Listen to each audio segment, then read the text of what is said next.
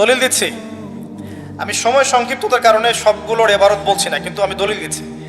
3 জন ব্যক্তি গুহায় আটকে গেছে, গুহার মুখ পাথর দিয়ে বন্ধ হয়ে গেছে।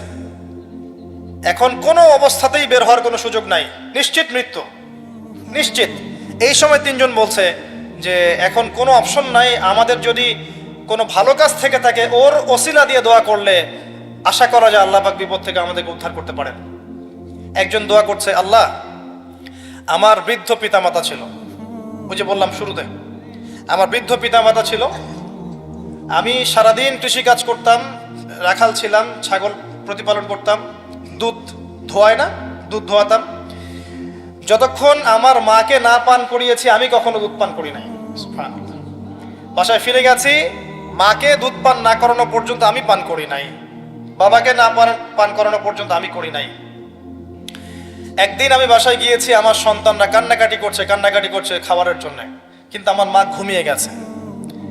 আমি মাকে দুধ পান না করিয়ে বাচ্চাদেরকেও দুধ পান করাই নাই, তারা কাঁদতে কাঁদতে ঘুমিয়ে গেছে। আল্লাহ, এই কাজটা যদি তোমার কাছে ভালো লেগে থাকে এই গুহার মুখ থেকে আমাদেরকে আজকে উদ্ধার করো। পাথরটা একটু সরে গেল। পাথর আল্লাহর হুকুম শোনে না। পাহাড় দেখেছেন? পাহাড়ের ভিতর থেকে যে পানিগুলো বের হয়, মিষ্টি পানি, এর কোনো উৎস আছে? কোনো উৎস নাই। গিয়ে দেখবেন উপরে কোনো উৎসই নাই। এমন না যে উপর থেকে পানি পড়ছে, এই পানিটা এসে সেখানে পড়ছে, পাহাড়ের ভিতর থেকে পানি বের হচ্ছে।